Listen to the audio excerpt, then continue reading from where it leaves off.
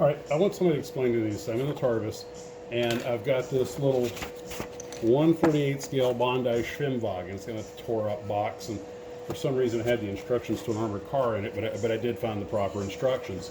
And I'm going to build that because I found a couple of 1/48 scale resin kits that were made up with this really nicely for a diorama or something. And I'm sitting here, looking at the instructions, and it actually has, even though being only 1/48 scale, it actually has a reasonably detailed engine. And I'm sitting here putting it all together and going, why? I'm not going to make it with the trunk open or anything, but for some reason I'm just going ahead and putting the engine together. Why am I doing this? This is, of course, a tweezer job because my big fingers are simply too big to deal with those teeny tiny parts. And it's surprisingly detailed to include a couple of axles that have to go inside through the drive holes before you put the engine in.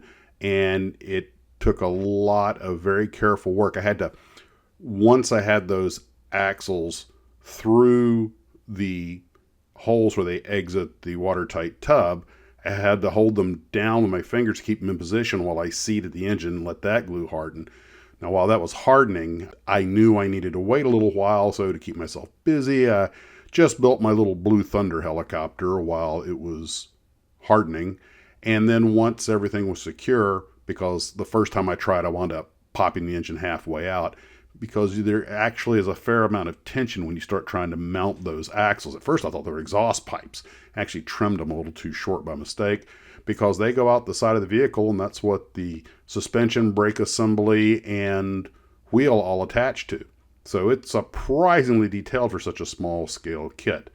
But I finally got all the wheels, both front and back suspension, in place, and haven't put the tires on yet because I want to pre-paint those before I put them on. But I really haven't had any fit problems yet. While that was gassing out, I took the Galaxy Quest model and tested a couple of colors on it. Looks like the AS20 paint, which is a very light gray, is probably going to work best.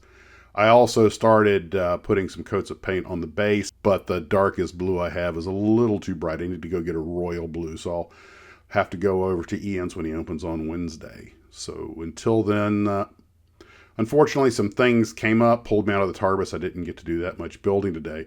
When I did get back to work, I started on the Douglas World Cruiser again, and another back step. The struts, although they'd hardened fairly well, they were off a little bit, so I had to remove one of them, and now I've got the one float hardening in place. I'm going to let that harden overnight. By the way, I actually made this video last night, so that's why I'm referring to yesterday and last night. And unfortunately, because this airplane just insists on fighting me all the way, one of the struts popped loose, and of course the Easy Line immediately pulled it out of place. So I'm just going to get all of the floats hardened and in place before I go messing with that strut. I hope I don't have to re-rig it, but I might. We'll see. When I wrapped up for the day and went to watch some TV, I've been watching that HBO series True Detective. It's the second season, and Colin Farrell's character, a very troubled detective, is working, building models with his kid, sort of a bonding thing. And they actually had quite a few models they built. He talked about how he built them with his kid, but when the kid lost interest, he started doing them himself as a way to try and relieve stress. And of course, later in the show, when he has a meltdown, he goes into destroy all models mode. And it's like, oh, sudden death to a good model. But anywho, it was nice to see kit model airplanes getting some love in the movies. Well, that's what we have for right now, guys. I hope you're having a wonderful day. Take care of yourselves, and as always, model on.